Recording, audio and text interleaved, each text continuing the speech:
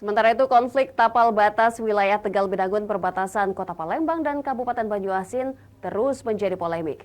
KPUD Banyuasin pun melarang KPUD Palembang mendirikan TPS pemilu 2024 di daerah tersebut. Namun KPUD Palembang akan mendirikan TPS alternatif di wilayah perbatasan. Jelang pemilu 2024, berbagai spanduk calon anggota legislatif dan calon kepala daerah mulai ramai menghiasi setiap titik di wilayah Sumatera Selatan. Meski masih menyisakan konflik tapal batas antara Kota Palembang dan Kabupaten Banyuasin, wilayah Tegal Binangun ramai didirikan sejumlah alat peraga kampanye sosialisasi. Buntut konflik tapal batas tersebut, KPUD Kabupaten Banyuasin melarang KPUD Palembang untuk mendirikan tempat pemungutan suara di Tegal Binangun. Daerah Tegal Binangun masuk dalam Kabupaten Banyuasin, padahal mayoritas warga setempat beralamat dan ber-KTP Kota Palembang. Mengakomodasi hal itu, KPUD Kota Palembang berencana mendirikan tempat pemungutan suara alternatif di wilayah perbatasan.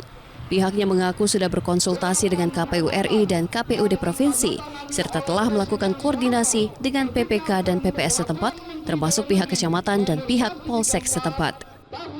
KPU Kota Palembang harus mendirikan TPS di perbatasan, kan? Itu kan melarang, kan, di PKPU tidak diperbolehkan. Tetapi di sini KPU Kota Palembang sudah melaksanakan beberapa hal. Yang pertama, kami kemarin sudah membawa hal ini rapat baik dengan pemerintahan setempat, PPK, PPS, camat, Polsek.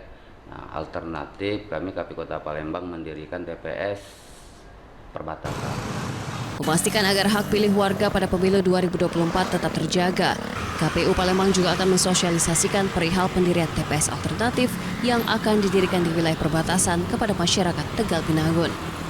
Bahkan untuk memudahkan mobilisasi warga memberikan hak pilihnya, KPUD Kota Palembang juga akan menyediakan mobil yang memfasilitasi warga untuk bisa berangkat ke TPS.